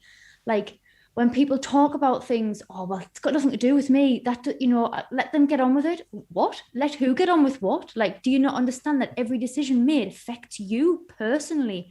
And if it doesn't happen now, it'll happen when you can't pull your pension because they've added another 10 years on, or because emissions, you know, you're going to have to sell your car. I mean, that's a good thing. I believe in that. But, you know, it is this whole thing about like giving people information so they can make informed decisions about their futures. And one of the biggest things I want to do is, I agree with Samantha and I agree with Vonnie that you can't do it in school, particularly at this time, which is why I want to take a step away and do something completely different. Like as a county councillor, as somebody who, like, you know, actively is involved in Labour, and try and not educate people as a teacher and be like, you must learn this, but make them understand that there are tools at their disposal, and if they don't know how to do it, there's people there to ask.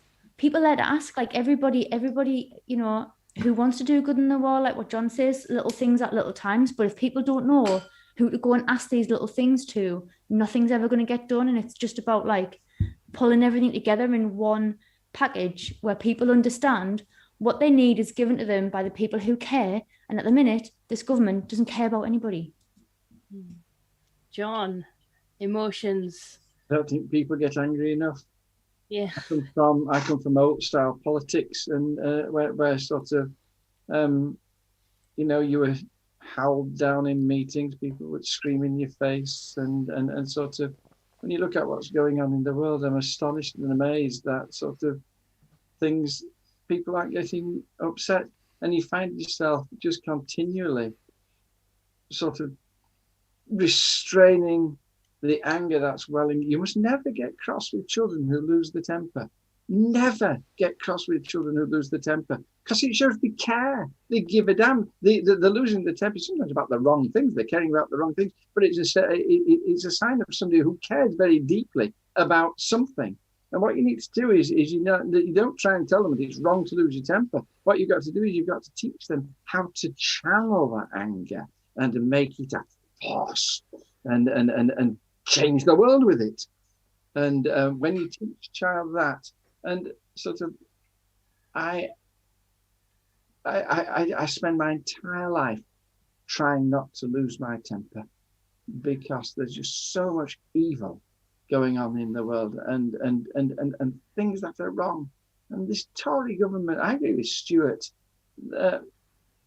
if you just began to let the hurt and the pain and the outrage out properly, you just end up wandering around the sort of trying to start teaching. The children weren't doing as I wanted, and the class was going crazy, and sort of, and I'd done all of it. I would look out the window, and I would imagine myself running around the playing fields howling like a dog, and it was a really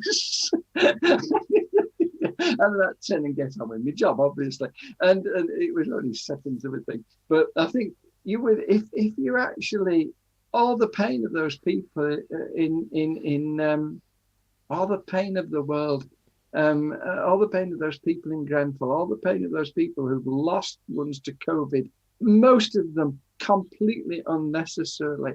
All those people who are being so unfairly treated, those people who are working all those hours and getting nowhere because their job is so poorly paid, all that corruption and you would just end up running on the playing fields howling like a dog. And sort of, and I like Stephen Humphrey in the last session, I cannot believe that people are not more angry than they are about those things. And sort of that's and how and I'll tell you about this as well. Sort of, and it's absolutely crucial for how I'm behaving in the run up to the election. Many years ago, I was on the by surprise. I got elected to the church council. I was a very strong Christian, and I believe that the way to make your mark in the world was by bringing people Christianity. And I still don't disagree with that. But sort of, and I was on the church council, and I went to, and it was my out for re-election. And I went to the meeting, and I've got to be careful because some of these people are still alive. And the treasurer stood up and just said such evil things. And there were two things in particular which were just outrageous. And I should have stood up and I should have said, we don't say that in here. That's absolutely wrong. You shouldn't be saying that. And I was up for re-election and I didn't want to rock the boat. And so what I did was I just shut my mouth and I let him get away with it. And so and I wasn't elected anyway. And I hadn't had me say, and they didn't elect me anyway. And I walked out and I said, right, that's the last time I will ever zip my lips because I'm feared of the response. And so publishing be damned. And do be angry. There's a lot to be angry about. Did you see Anne's comment about sometimes wanting not to appear foolish? And I think that's I think she's really identified something there, because there is this way of people dealing, whether that's politics or teachers or anything like that, are trying to, like, not trying to, or maybe deliberately doing so, like, just, you wouldn't understand this. Tell you what, leave it to me. You wouldn't understand this. You wouldn't understand this economics, and you wouldn't understand what's actually going on here. And, you know, and people do feel like they can't say those things because they feel like, you know, they're not good enough. And I think that's another thing that we need to try and do. We need to say, look, ask questions, because we all got where we are, like, knowledge-wise, by asking questions. And I don't know everything. There's loads of things I don't know, but I'm one of those people who just sometimes really interesting, actually, when someone's just going on and on and on about something, like I am now. You might want to say to them, oh, can you explain that, please? What do you mean? Because a lot of the time they don't have a clue what they're talking about. They're just speaking with confidence. They're like, oh yes, blah, blah, blah, blah, blah, blah, blah, blah, blah. Tories do this all the time. They don't understand economics. They don't understand anything. They just say things. And then if they're actually challenged nicely in a way, they don't know what they're talking about. So Anne probably knows more than them about a certain subject and is being made to feel stupid by someone who's just using long words, or, you know, doesn't really understand what's going on. It's okay to be baffled sometimes. So to ask the questions, and when you get to County Hall, as if your electorates have any bloody sense at all, they'll send you. Sort of ask questions, and when you don't know, don't be embarrassed just to say, what are you talking about? Will you explain that to me? Because after you've done it for 8 years, you'd be surprised what you know and nobody else does, because you've just for 8 years you've just said, hang on, tell me about that. And you find out, and the people who are ignorant are the people who try and cover up their ignorance, because they never learn anything. And that's the way to do it at County Hall. And there's always somebody who knows, and you find them and you ask them. Yeah, I've just dropped the link in the chat about Nadim Zahawi's gaffe this week, where he didn't even know like what order the months happened in. Order the months. Yeah, I saw that. He said like, April was before March, and he was so sure that April was before March. He said it twice. Was that a mistake, or was that him being like, was he trying to be sneaky? Oh, we know this because this will be done by then, and everyone just hears the thing and just doesn't really pay attention to the detail. But that's exactly what you're talking about, isn't it? These people speak with confidence, and people around them go, oh, maybe April is before, I'll check my calendar, you know? Or they just let it go because they weren't fully concentrating. Yeah, exactly. Some people do just agree, don't they? Like, some people will just go, for scared stiff and saying, like, somebody might have been sitting there thinking, oh, don't correct them, you know, because there's those, you know, some people don't want to correct people in case they make a fool of themselves, or like exactly what Paul says, like worried to ask, worried to say something, but you are right, you've just got to ask. Like I looked at Vonnie's comment where she said, like, I love working with kids because they ask the best questions. You're totally right, because they haven't got like an agenda. They're just like, why? Like, it's great. My kids ask me some funny questions. Yeah. And you know, I've said stupid stuff with confidence before, but yeah. I told the kids at my school that wasps make vinegar. John, bees make. I'm like, you know, bees make honey. What do wasps make? They don't make anything. This is what they make, vinegar. And but like the thing is that it's really interesting when you do something like that because you think it's funny. And then I was like, did you not know? And they were like, yeah, I learned it at primary school. And they're adamant now that in primary school they were taught that that wasps make vinegar. I was like, it was me. I made that up. And they're like, no, you didn't. You didn't make that up. You didn't make. I was like, wasps don't make vinegar. And they're like, they do. I learned it in primary school. Honestly, people will believe things. It's quite worrying. You ruin somebody's chance of being an insect biologist. What does make vinegar? What does make vinegar? What makes vinegar? Hornets. Is it? It's actually hornets, yeah. I'm worried about that now. I'm going to have to Google it. Mother of vinegar. Google that. Mother of vinegar. Yeah. Jake's saying his stepdad was a teacher. He convinced everyone he had a fling with Kylie Minogue. Now, you've got to be careful here because I once went into school with a huge sty on my eye.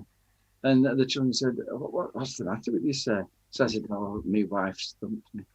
And they said, what? I said, well, it was my own fault. I said, she caught me kissing Julia Roberts at a party. And sort of, and I can't remember who the other two, it was two pop stars, Britney Spears. And I said, it was my own fault because the week before I'd been kissing Britney Spears and she wasn't right happy about that. And and the week before that, it was Kylie Minogue, some pop star at the time. So I said, I deserve it. I said, but I'll tell you this. My wife's lovelier than Kylie Minogue, and she's prettier than Britney Spears, and she's certainly fatter than Julia Roberts. And at this point, I cracked out laughing, and everybody laughed. And you know, a couple of months later, we were talking about domestic violence, and one of the children said, I just said, but your wife hits you, doesn't she? You've got to be ever so careful what you say to children.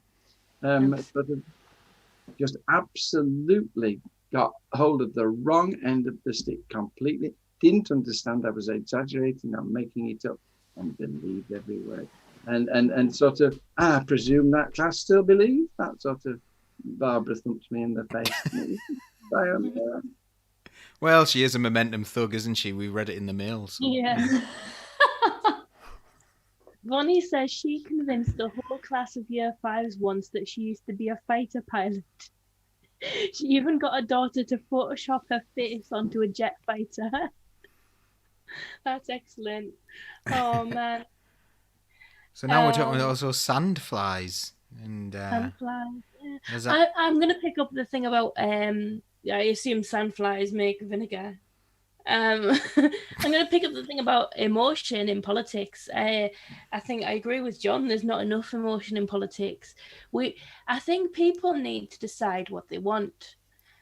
Do we want stage managed, focus grouped to death, perfectly manicured politicians who never do anything interesting and actually are intentionally boring to put people off democratic participation? Or do we want politicians that make mistakes sometimes and, occasionally maybe have a tear or have a moment where they get a bit angry? I think what we see in the media is a real a lack of making a decision on this. Andy Burnham is great when he gets angry over Manchester not having its fair COVID funding, when we were talking about the tiers a few months back. Remember that? A lot of people loved Andy Burnham for that.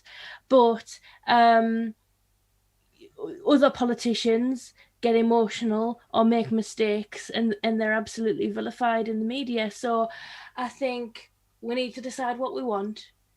If we want people who are going to make change, they might make mistakes, and we need to be able to move past that and not, for example, share photographs and screenshots of social media messages that were sent 4, 5, 6 years ago forever, until forever. There is no end. We're just going to talk about this one mistake forever and forget everything that somebody's done.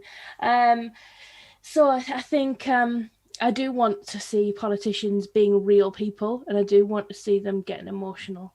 And I don't think that's a weakness, and I think we should stop pretending like it is. On appearance, we spoke about this on Socialist Night Live on Saturday, didn't we? Because James was advocating that the politicians should be a bit more normal, and we talked about like the way that a lot of Labour Party, the working class Labour Party representatives went to Parliament in the work clothes, didn't they, with the lamps on the head and all sorts of things, and to try and make them, put like a little bit of, I don't know, just make people feel a little bit uncomfortable, because Westminster is such an upper class place. It's such a place that's a little bit like, their public schools that they went to, and it took it back a little bit for them, that they were, no, we're not intimidated by you. This is what we do. You should be a bit intimidated by us, because we actually go underground and get our hands dirty and all those things. But did you see the thing about Starmer's beard? There's this thing kicking around where this beard, this like beard of the year award or something like that, thinks that Starmer would be more popular with a beard, and they photoshopped beards onto him to see if he's. I'll see if I can find it, because he's, to be honest, like I think I'd be more keen on him with a beard. We'll see if we can find it. But continue talking, and I'll at some point I'll flash that up. Leanne says she thought Corbyn had the right balance of emotions, serious when needed, angry but not ranting, and somber at the right time. His hugs were genuine. Has anybody ever hugged as much as Jeremy Corbyn hugs? He's a prolific hugger. He never came across as staged, and I miss that. I think staged politicians really puts people off politics. Can you see that? I do like a beard. I do think I like him better with a beard. Yeah, the long hair and the beard I quite like. So. Yeah. Who it reminds you of? Yeah.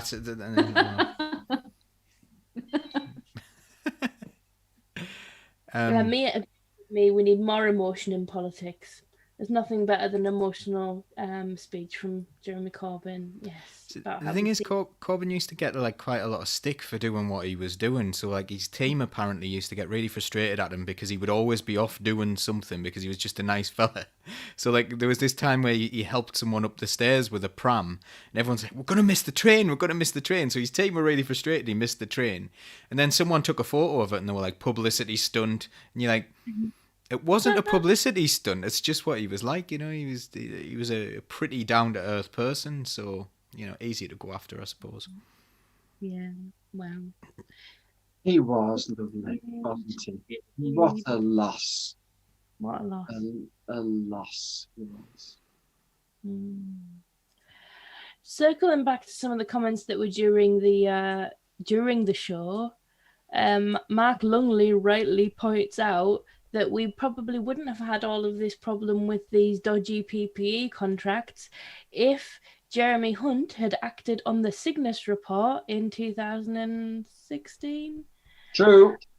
I mean, this is one of the things that just, you and I, we hear people talking about it all the time, but it hasn't permeated the rest of the world. Like, people don't seem to understand that we were warned about what we had missing to deal with a pandemic, and we totally failed to act on it.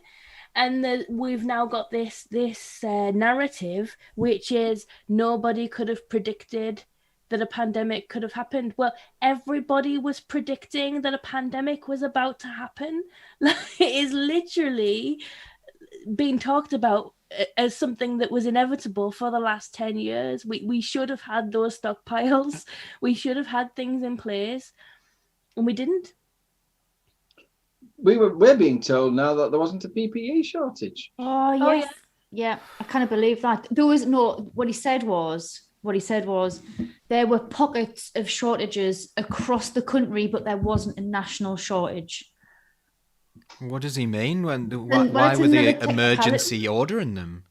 It wasn't even a technicality, though. It's just a lie, isn't it? Because like they were. Remember when they shipped in that thing that they couldn't use from Turkey or somewhere? Oh, there was millions. This'll save all us, in a warehouse this'll save still. us. Yeah. All in a warehouse still, like can't be used. It's not safe. Might as well put a plastic bag over your head for the amount of use that it is. Well, that's what they did, didn't they? Rob's mum works in a hospital. She's domestic in a hospital, and they ran out of, the blue gowns, like the head to toe blue gowns, the big ones. I'll put me batteries dead at the minute. I'll put a photo in the chat. Me and Rob spent about 2 days cutting bin bags up, because I used to do fashion as well. So I'm pattern cutting like bin bags to try and like make these for Rob's mum's hospital. But in the end, after about 20 minutes of wearing them, they're so hot, like you've got no idea, because they're not the right, they were too thick, like bin bags, they were too thick. And then it was what did he say? Matt Hancock was showing one of them photographs of people in hospitals wearing these bin bags, and he was like, yeah, but that just proves what we were up against. What? Like, again, that's just an oxymoron. You claiming there wasn't a national shortage, but then saying, oh, that's what we were up against. Like, the man makes no sense. It's gaslighting, though, isn't it? It's like, no, you're remembering it wrong. You're remembering it wrong. The thing I said 2 minutes ago. The whole country remembers it wrong, and I'm right. And thank my team. No. See, we should be more angry. You've got me angry there, Rochelle. Oh, I get angry every time I talk about it. You know what? I keep thinking about, I've got to go to bed soon and it calm down. What, lie there like this? Oh. Seething. Yeah, I've put the link in from the story from April about the 3 nurses who used bin bags as PPE who ended up testing positive for COVID. I just think what we're also dealing with is the post-truth era. The truth doesn't matter. What matters is what you can get circulating on social media, because people will absorb that and they won't look any deeper. So if you can sit, and Nigel Farage was very good at this in the European Parliament, because he was never talking to the people in front of him. He was always talking to the people behind the cameras, and he'd speak up and say something that was totally irrelevant to the debate that was happening, because he then knew he had a snippet he could use on social media to get more people involved in his cause. Gaslight, Anna's asked what gaslighting means. Gaslighting is when you lie to somebody to try and get them to doubt their sanity, basically. So, Rochelle says the sky is blue. Yeah, the classic example is like sort of a domineering partner who's like, oh, and then they're checking the phone all the time because they're getting text messages from someone else and like, oh God, stop it, man. Why are you always on at me about this? I'm not doing anything wrong. And then it turns out they were having an affair. That's kind of the... Oh, sorry, that's me. Sorry. That's okay. So yeah, I think that's, so it's when people consistently lie, isn't it? But then lie to you for the purpose of making you think, hang on, was I actually right? Am I wrong in thinking this? And then you start to doubt yourself and doubt your soul, and it's really, really damaging for you as a human being, isn't it? I think. Have I got that one right? Horrible. Yep. Yeah. I just say I'm really cross about Harry and Meghan. I am really cross about the way they're being treated. Okay, that's fine. Yeah. I'm outraged about that. I think the royal family have been appalling. What a dreadful bunch of people they are. It's always about institutions, not individuals with me. I don't agree with the institution. I don't agree that anyone should be born better than anyone else. I believe everyone should be born the same, so therefore the institution of the royal family shouldn't be there. I don't like the way people are treated. I don't like the double standards that they have to put up with, because, like, what was that one, like, look at her eating avocados and destroying the world because avocados are really bad for the environment. And then it was like another one, Kate eats an avocado. Isn't this great? And it was like, there's loads of articles where they're identical topics, whereas Meghan is made out to be this evil person for doing the exact same thing, like holding her baby bump. Like, why does she make such a show of holding her baby bump? Kate gently cradles her baby bump. And it's like the same newspapers. It's been really despicable, to be honest. And, like, considering, like, she's got such hatred against her, and she's in a family with Prince Andrew. Like, how misogynistic and racist, and what the hell of kind of a father is Charles, that he just stood by and let the royal family do that to his son. Strip him of everything. How do they strip him of his military titles anyway? How does the royal family just say, oh, by the way, your military, your army titles? And all over the country, all these soldiers are having to delete the commanding officers. But didn't he actually earn them? Didn't he actually? He actually was one of the ones who actually did earn them.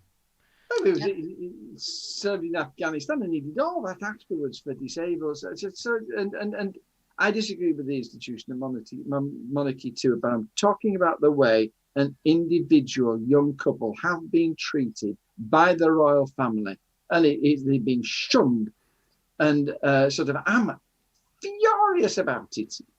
Just because of the damage and they do this to anybody who sort of doesn't just toe the royal family line. They are a really ruthless bunch, and people love them when we keep them. Oh, the royal family, the royal family, the royal family. Furious about it. I don't know why I thought about that, but especially we're talking about getting angry. Bartley tells me not to get angry about that. She's really different to me. But I just think, oh, that poor girl. She came over here and they've just been after her. Better off out of it for me. Like, you know, he seems, considering Anne's just mentioned Harry's never forgotten or forgiven them for the treatment of his mum. Good, you know. If that's the case, he's better off out of it. You know, just go and have a life somewhere. Don't do that thing, because I again, with the institution, I think the institution has created what they are as people, and I think it must be very difficult for them as human beings as well. I don't think I would like that lifestyle, even though they don't want for anything and they live forever, because they've got this perfect medical care and this great diet and this brilliant way of life. In many respects, but emotionally it must be so strange. It must be a really weird thing to do, and after he watched what happened with his mum and all that stuff, you know, I think he seems a relatively rounded young man, considering all that. He seems to be quite a nice fella. So I think sorry, Michelle. Are you sure? I want to ask you a controversial question. So Harry and Meghan obviously left the royal family and they set up on their own and they did all of that stuff for multiple reasons. However, what do you think about the fact that they're then posing and telling the world that they're expecting a new baby and, you know, they're doing all of that kind of stuff? Now, right, I've got an answer to that. It was a post on Instagram, right? They posted a picture on Instagram of her existing as a pregnant woman, right? That is not courting the media. The headlines were horrendous. Like, shy retiring woman tells millions of people she's pregnant. People are allowed to be pregnant and talk about it. It's not everybody else. It's not their fault that everybody else is looking at them by virtue of who they are. I don't think they've been splashing their images around the media. I think they've been very, very careful about what they actually put out. So yeah, I don't agree with that angle at all. I think people are allowed to use social media channels, and if other people steal that content and spread it around other channels like newspapers, that's up to them. I tell you something else as well. That sort of the Queen says we've dismissed him from everything and we've chucked him out because he needs to understand that being in the royal family is about a life of service. And Harry goes on and says, well, I'm very upset about that because I loved all the jobs I do, but you don't have to be in the royal family to live a life of service. And Nicholas Witchell goes on and he says, that was as close to impertinence as they dare. Impertinence. Now, if the royal family had said to me something like that, I tell you, I would have said a good deal more than Harry said in that. The whole, yeah, absolutely. And the other thing is why shouldn't they make money out of the celebrity? The Kardashians do. It's a sort of half the world makes money off the celebrity. That's how they exist, these celebrities. It's it's not the kind of good plain job that you and I would have appreciated, but nevertheless, if they're going to do it, so yeah, sell your story to the newspaper. They should be privatized. I'm not really for privatizing things, but you should privatize the royal family. They could have like Castrol GTX on the back of the suit or something. You know, get sponsored. Oh. Well, I'm saying that tongue in cheek, but actually they could make a living by saying, well, tell you what, there's a Rolex, wear that, there's £100,000, they'd be fine. They're famous. The celebrities, they do it. They do it anyway, don't they? Brand protection. William and Kate are brand protected, just as Harry and Meghan are. So there's already that element in place.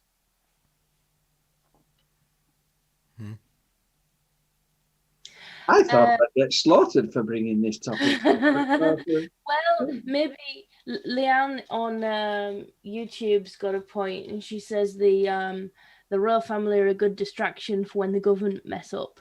Yeah. Maybe the media are enjoying this distraction, so that we don't ask difficult questions of the government.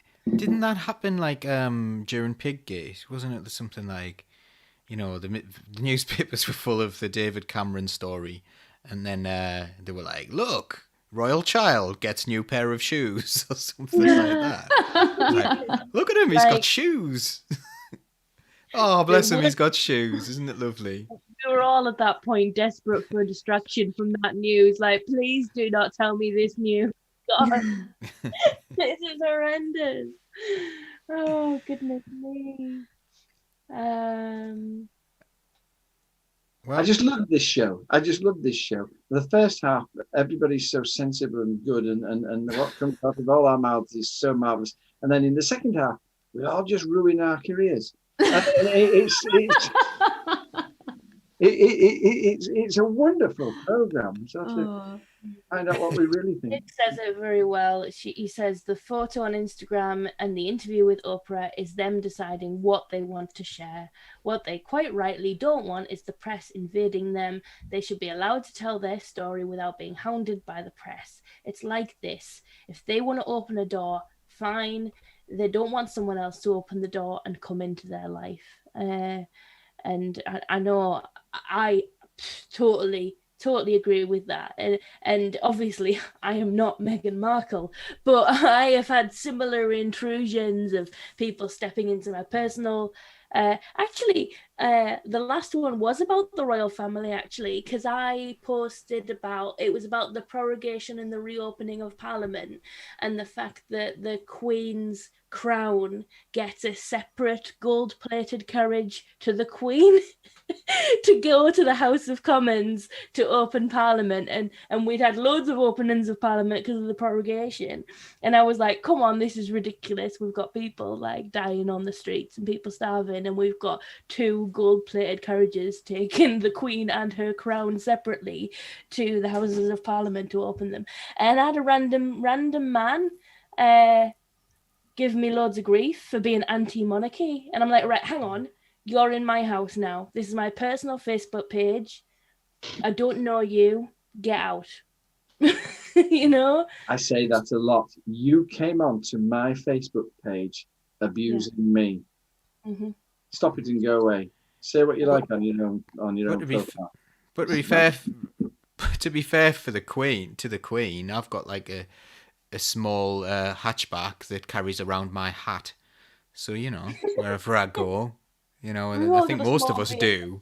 Most of us do. Yeah, most of us have a car designated for a piece of headwear. So that's fine. Can't mock her for that. I took my motorbikes for, I just put all my headbands on it.